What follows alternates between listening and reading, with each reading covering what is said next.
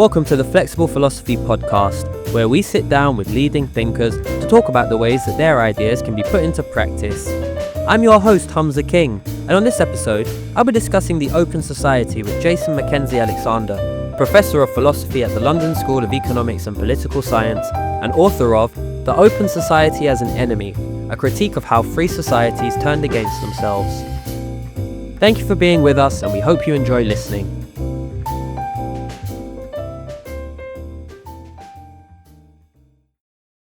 Karl Popper was one of the most influential philosophers of the 20th century. Widely considered to be the father of modern science, Popper introduced the principle of falsificationism, which states that for a theory to be considered scientific, it must have a hypothesis which is falsifiable, or capable of being disproven. A theory with a hypothesis which cannot be disproven, like the belief that God created the universe in 7 days, is not rightly understood to be a scientific theory. Popper turned his attention to political philosophy during the Second World War, culminating in the publication of The Open Society and Its Enemies in 1945, where Popper offered a defense of liberal values, famously stating that we should therefore claim, in the name of tolerance, the right not to tolerate the intolerant.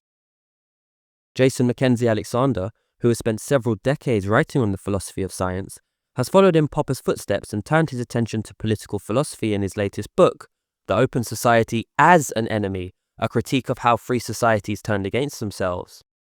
Jason warns that there has been an inversion of values across Western societies, where many now view the open society as a threat rather than something to be celebrated, and argues that we must revise and reinvigorate our understanding of the open society, making it relevant to the problems we face in the 21st century. Jason, thank you so much for coming on the podcast. Thank you very much, Hamza, for inviting me. I'm looking forward to the discussion, and I'm very happy to be here. Well, most of your work has focused on evolutionary game theory as applied to the evolution of morality and social norms. So I'd love to know more about why, at this point in your career, you decided to write a book on political philosophy. Right. So there's a bit of a story about that. So a long time ago, I think back in 2013, I actually gave a public lecture, also called The Open Society as an Enemy, where I was focused primarily on topics involving privacy and the way in which social media was changing the landscape in which we find ourselves. And I was intending to develop some of the themes in that talk into either a book or some articles. But I set that project on the shelf for a number of years as I was turning my attention to other things. And it was only in 2017 that I had the freedom to be able to do that. And the reason why I turned my attention to a topic in political philosophy that actually went quite a bit beyond my previous work was the fact that I had recently been promoted to professor. And so I had this incredible freedom to do whatever I wanted. And I thought, well, now that I've got this freedom, I think I'll actually try to write a book on a topic that I am really interested in, that I think addresses a number of important issues. And I want to have a lot of fun writing it. Writing on the evolution of morality, I was indirectly engaged with topics in moral and political philosophy, but I was always approaching them from a much more formal evolutionary perspective. And I was never really able to engage with the deep underlying content of the moral and political theories that I was indirectly engaging with. So I thought that this book provided me with an opportunity to really develop a whole new area of interest and expertise. Right, and did you find there to be much of an overlap between your work on the evolution of morality and the political philosophical topics you covered in this book? Yeah, so that's a great question, Hamza. So thanks very much for asking that. So one of the themes I think which is kind of shared between the earlier work and the current book regards matters of the strategic exploitation of opportunities that are created when populations of agents have to make decisions in situations that essentially have the structure of a game, what's known as an interdependent decision problem, where the outcome for everyone depends upon the collective choices that they all make. And it seemed to me that a number of the different issues that I was talking about had an implicit strategic structure that really mattered for the way that individual choices were affecting society, but some of these aspects were not drawn out explicitly. And I suppose that's an advantage which comes with approaching political philosophical questions through a different lens, if you will. And this must have been an advantage for Karl Popper, who was writing on these topics in the thick of World War II, we should remember. And before we delve into some of the arguments you put forward, it would be nice to hear more about what motivated Popper to write The Open Society and Its Enemies, and what specifically he meant by the phrase open society. Okay, so in thinking about Popper's conception of the open society, we have to think about this from the point of view of some of the main concerns that Popper had with the political theories that were dominant at the time that he was writing the book. Keep in mind that Popper was born to a Jewish family in Austria and fled Europe as a result of Hitler's rise into power. And he described The Open Society and Its Enemies as his war effort, a book that he was writing to try to take on some of the ideological problems that he saw underlying a number of the political movements that were not only driving the totalitarian thought of the Nazis, but also were shared by communists in Stalin's Soviet Union. The concern that Popper had, he described as historicism. And historicism can roughly be viewed as the idea that history unfolds according to certain causal laws that makes the future course of society inevitable to some large extent.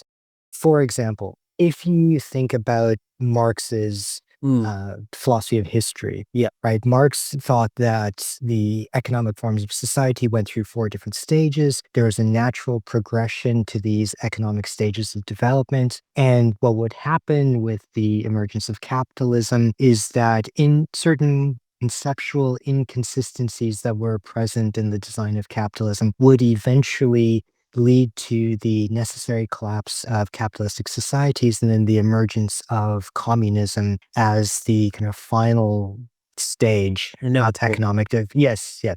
And so Marx thought that this was a fact about historical development. One of the things that Popper was concerned about with that is that it seemed to him that that notion of historical development really flew in the face of his understanding of society and the role of individual freedom and choice in determining how societies unfolded.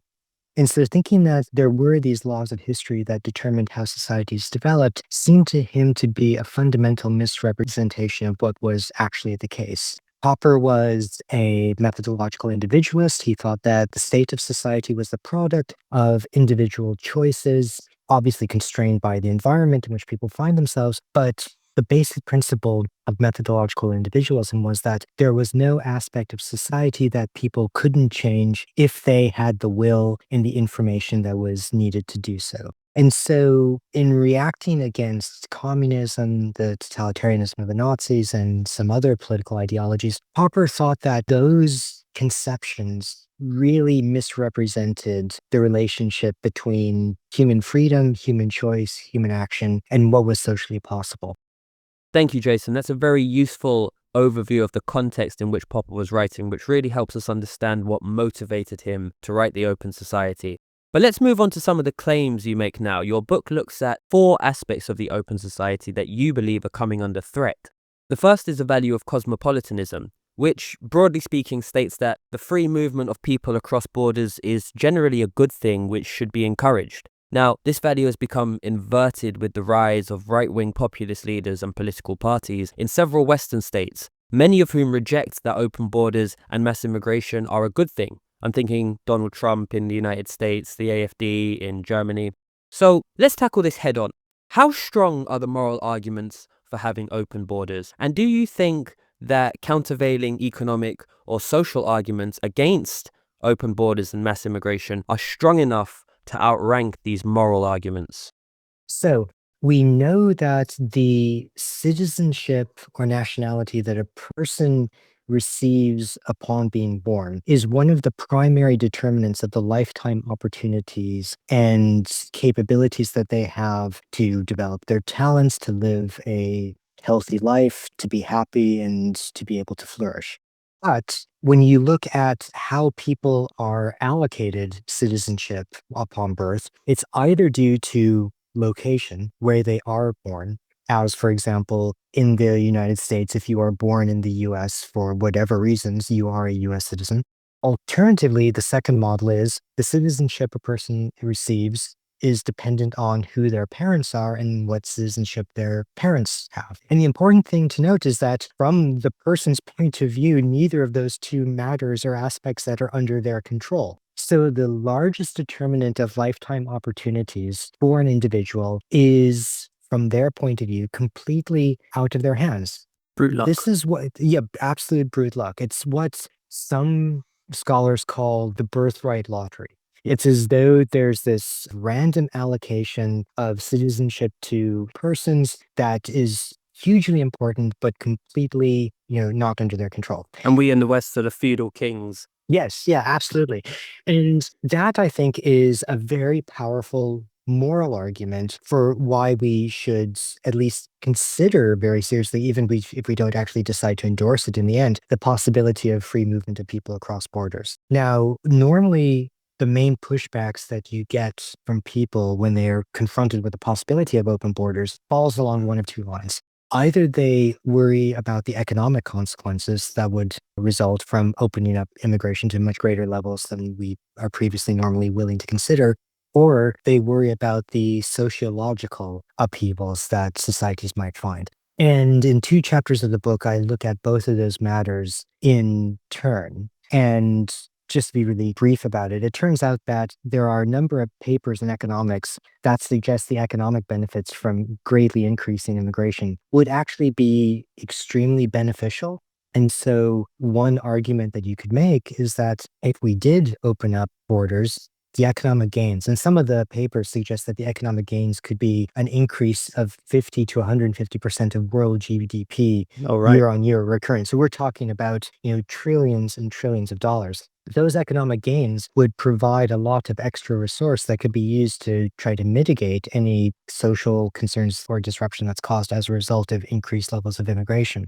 So the story there is potentially more positive than is often recognized. In terms of the sociological concerns about increased levels of immigration, I take that very seriously. But what I try to suggest is that if we look at some natural experiments with how we allow free movement of people, one is movement across states in the United States, or what's happened in the Schengen area of the EU, it seems that the conclusion that we're led to is it's not so much whether free movement of people is possible, but how we reach the state where free movement of people is possible. And it seems that what is important is to increase the levels of immigration gradually so as to give societies the time to achieve equilibrium. Because that's what happened in the United States, right? You had free movement of people across the states since the very beginning. And now, more than 200 years later, people can move from Florida to Oregon, California to Michigan without having a job in the state that they're going to, without applying, without any paperwork. They just pack up their things in their car and they drive off.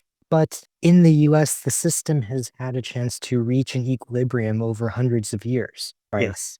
And in the case of the EU, there's been greater social upheaval because the free movement of people across the Schengen area was reduced over such a short period of time. But what happened prior to that is you actually did have quite a lot of flow between European borders in the post-World War II era. So I think the lesson to take away from that is the concerns about immigration from a sociological point of view concern more about how it's implemented from a pragmatic point of view, rather than whether it is in principle permissible or in principle allowable. Thanks, you make some fascinating points there, particularly those economic papers on the potential gains of open borders. But let's move on to the second aspect of the open society that you analyze, which is transparency. Now, this liberal value states that information related to governments and corporations should be made widely available so that the general public can hold them accountable. This value has become inverted in the information age, however, and it is now information related to the private lives of individuals which is made widely available to corporations, who then use it to generate vast profits. One of the very interesting examples you point to is the American retailer Target, who wanted to increase the number of people shopping at their stores by attracting new and loyal customers at life-changing moments, like when they're having a baby. They hired a statistician named Andrew Poole, who trawled through targets' data and even purchased data from other sources to design a measure which calculated the probability that a woman was pregnant based on her shopping behavior. Pregnant women tend to buy certain supplemental products in their first trimester, for example. Now, not only was Paul's measure surprisingly accurate, but it required very little data to work. When asked about his strategy some years later, Paul said, "We knew if we could identify them in their second trimester, there's a good chance we could capture them for years." Do you think there's anything wrong with these sorts of advertisement strategies? Thanks for that. So, yeah, I think that example that you just mentioned is a great illustration about the problem of unwanted inferences, right? I mean, living generates so much information that it's virtually impossible to prevent that information from kind of leaking out into either the ownership of corporations or the public domain. And the moment you have enough information, you can begin to put pieces together in surprising ways to make inferences about aspects of your life, which you might either want to keep private or, at the very least, gives people advantages in how they interact with you because they know so much more about you than you think that they actually do. To give some other examples, some people have claimed that they can do a similar type of analysis to determine a person's sexual orientation. So, one company claimed that by looking through the photographs that people posted on dating apps, they would be able to determine a person's sexual orientation to a very high degree of probability.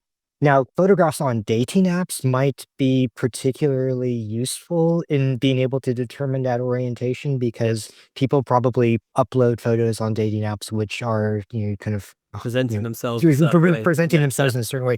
But if that were possible in general to Mm. do with just, say, photographs from, say, Facebook or other social media sites, think about what that means for people who find themselves living in a part of the world where homosexuality is illegal under the political regime, right? I mean, the ability to be able to make these kinds of inferences from fairly innocuous photographic data would be, incredibly useful for repressive regimes, right? And so it's kind of worrying to think about what people can figure out about us from this publicly available information.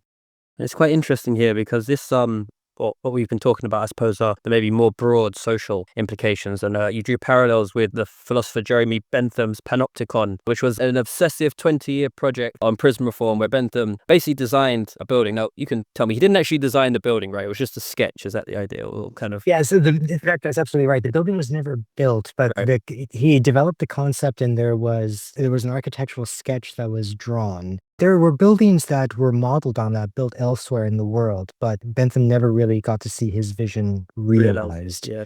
Um, Totally.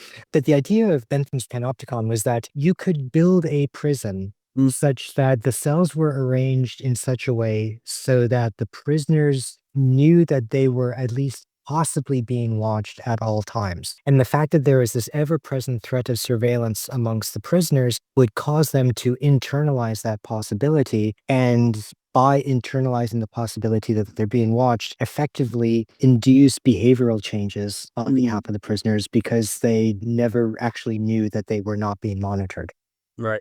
Now, this part of the book is called The Panopticon of the Soul because I think that social media has essentially created a world a bit like that, in that so much of our personal information is now out there in these public fora that people have started to internalize the idea that, there is kind of no aspect of your life that may not be under the scrutiny or being monitored by some entity, organization, or institution.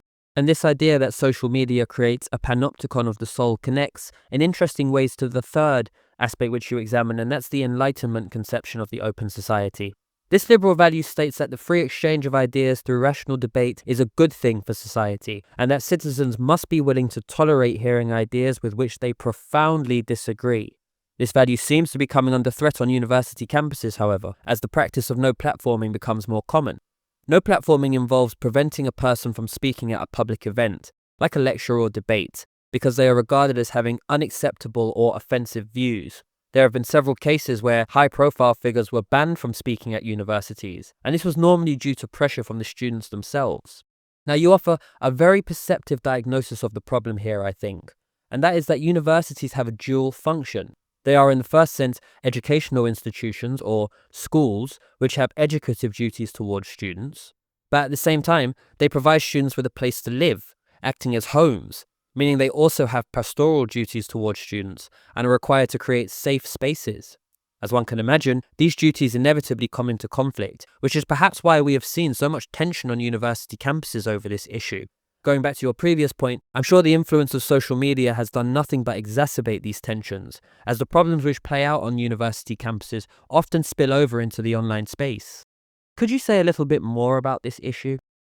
Okay, yeah, thanks for this. So, I think that one of the things we do need to keep in mind is that exactly as you say, that universities are complex institutions. They're attempting to do a number of things simultaneously, some of which are potentially in conflict. And as you said, the pastoral duties and the educative duties can at times conflict. So universities run not just classrooms and all the educational offerings, but they also have halls of residence, they have student union societies, social gatherings, and so on. And sometimes when people hear concerns being expressed about what people can or can't say or what kind of speech practices are permissible or not, they say, oh, what's going on? Aren't these students just trying to create safe spaces where they're not being exposed to, ideas and so on? But as I say in the book, on the university campus or in the halls of residence and so on, not everyone wants to live as if they're in the middle of a debating society 24 hours a day, right? Oh. And it's the case that, yes, we want to allow people to be able to have debates and free exchange of ideas about potentially controversial issues and so on. But at the same time, we need to realize that when students go home to their halls of residence, that is supposed to be a place where they've got,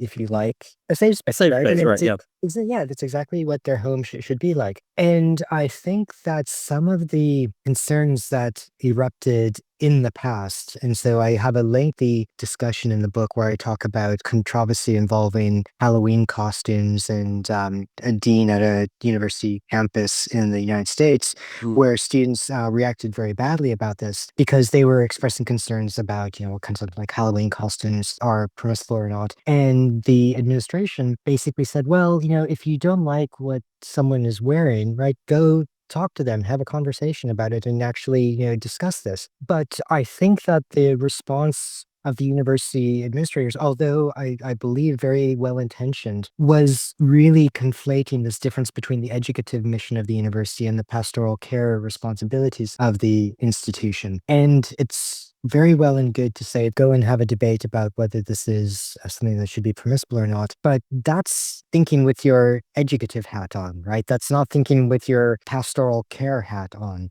And so trying to navigate these dual conflicting roles that we often find ourselves in, either as educators or as administrators, is something that we just need to be aware of, because something that we might want to encourage under one role is not something that we may want to encourage under a different role. And because universities have both roles going on simultaneously, often in kind of overlapping spaces, it just creates the possibility for these conflicts to occur.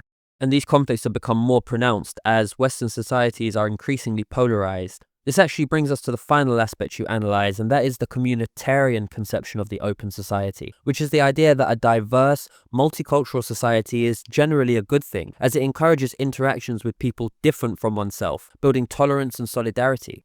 Now, this is essentially a rejection of tribalism, but you describe how the communitarian conception of the open society is coming under threat from the growth of polarized modern tribes, which are basically groups that share a commitment to certain beliefs or values which constitute a group identity. But could you say more about why this is harmful?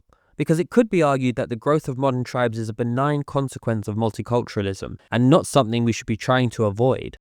Well, I think that there are a number of reasons why the rejection of communitarianism and a turn towards polarized modern tribes is dangerous. And one is, if you have people self-select into groups of people who are largely of their own type and they tend to associate only with their own kind, that can encourage a number of phenomena such as groupthink. It can create echo chambers. It can create a kind of uniformity of thought within those groups. And that is dangerous at a cultural level for reasons that are structurally analogous to why, if you like, having genetic monocultures in biological populations is dangerous.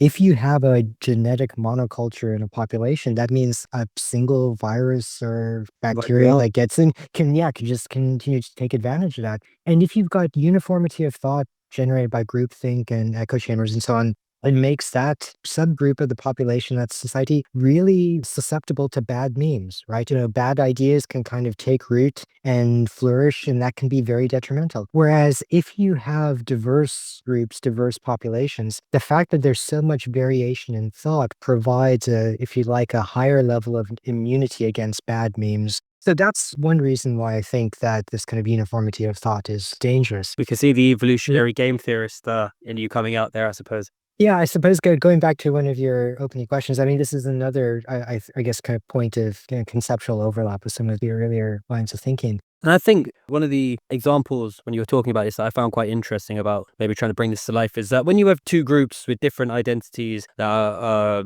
kind of opposed to one another, it increases the statistical likelihood of conflict. And the explanation you gave, I really loved here. It was very clear and simple. It was just simply that, well, if one person has a disagreement with another person, there's one versus one, then there's kind of one chance of conflict happen. But if you've got a group of 10 people on each side, and part of the group identity means if one fights, the rest jump in, well, now you have a much higher likelihood that there's going to be outright conflict, more severe in numbers and just conflict between people, because each person could potentially conflict with the other 10, and in each instance where that happens, everyone would jump in. So it was very interesting bit of kind of, I don't know if that's statistical analysis, would you say? Is that right?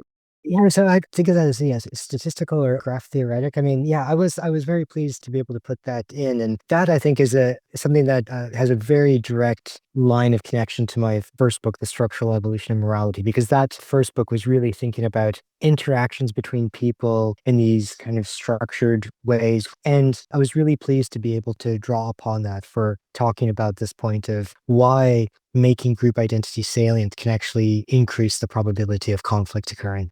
And now we have, for example, as you said, we've got this issue, right, which is that there's an increased likelihood of conflict with these two groups. And you mentioned two potential methods for reducing intergroup conflict. And just kind of maybe keeping this example going, we have the contact hypothesis, which says when members of opposing groups have positive interactions with one another, this could reduce conflict. So say we've got our two kind of uneasy groups, but they both share a common food source. So every morning, each member from the group interacts in a somewhat positive way with members of the other group, and that over time reduces the likelihood of conflict, I suppose, in a very fundamental level, because of familiarity and because of levels of comfort that people develop with one another. And then the second method you mentioned was the superordinate goal, and that's the idea that when two conflicting groups are faced with a common threat that endangers the well-being of both groups but requires the cooperation of both groups to resolve it, this can actually reduce conflict. And when I read this, and you mentioned, the first thing that came to mind was, climate change, right?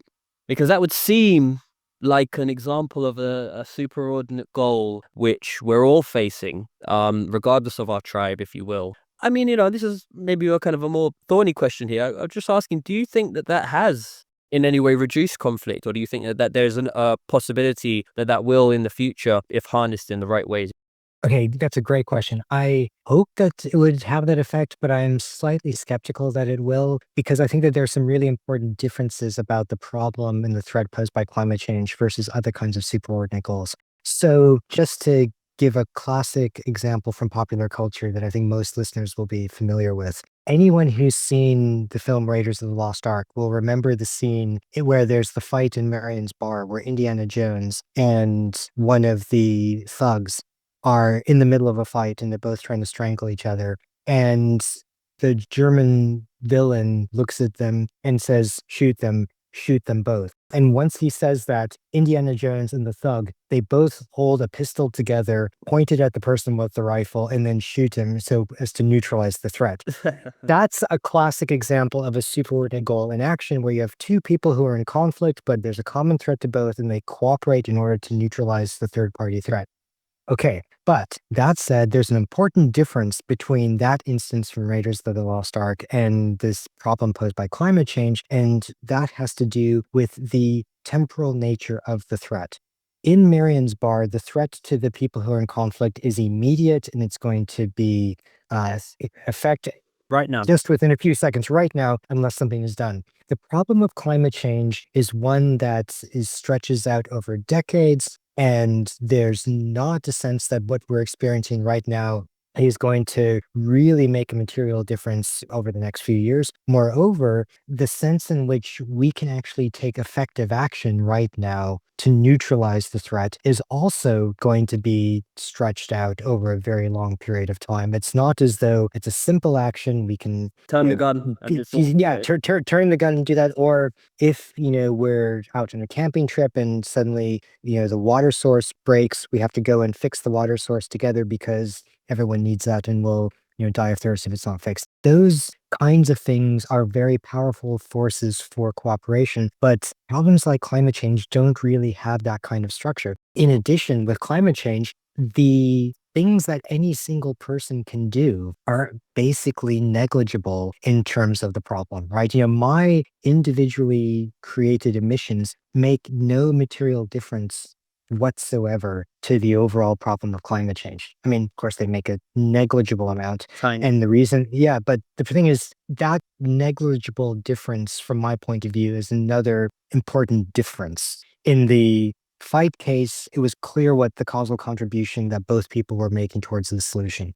In the climate change context, that's absent. So I think that those are three important differences. But that said, I think that the more which people are maybe encouraged to conceive of climate change as that kind of threat and to think about it in terms of something which we all need to take collective action to try to solve, hopefully there might be some of the kind of benefits that we see about superordinate goals reducing conflict, even if it will be highly attenuated given the nature of the problem that it is.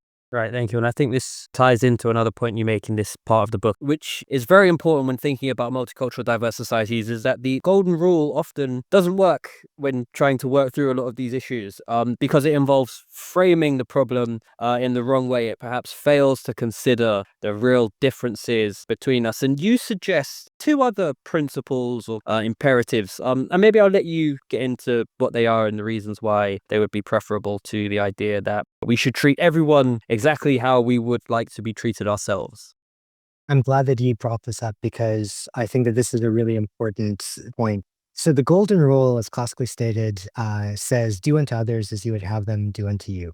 And the golden rule has two problems with it. The first problem is the golden rule is compatible with antisocial preferences. If you're perfectly happy with people being a jerk to you, then you should act like a jerk to them. Okay.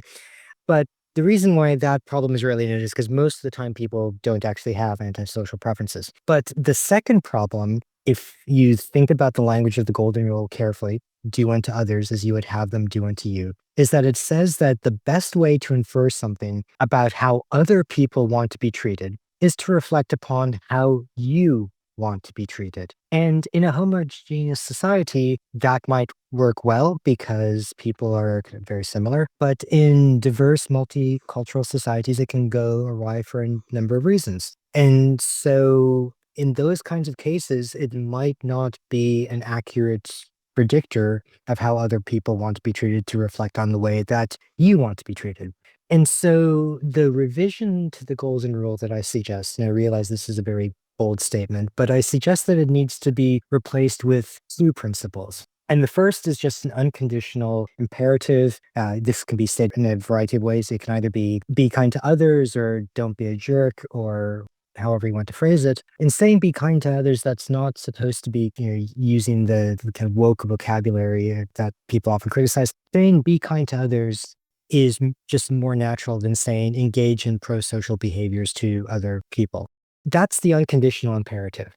But the second rule says practically how you're supposed to act on that. The second rule is don't assume everyone thinks the same way as you. So try to be kind to others, but realize that when you're thinking about what that means in practice, that not everyone has the same understanding about what it means to be kind. And I think that in societies with a great deal of diversity, this is often where things can misfire. And I think that just realizing that perhaps this way of revising the golden rule has some plausibility to it is, I think, a helpful guide to how we negotiate our position in diverse multicultural societies. Yeah, I think those are two very useful modifications to the Golden Rule, which really make it relevant to the diverse multicultural societies that we live in. But now that we've outlined the ways each aspect of the open society has come under threat, could you wrap things up by explaining what you think needs to change in terms of our thinking and in terms of policy to defend the open society and to make it relevant to the problems we face in the present day?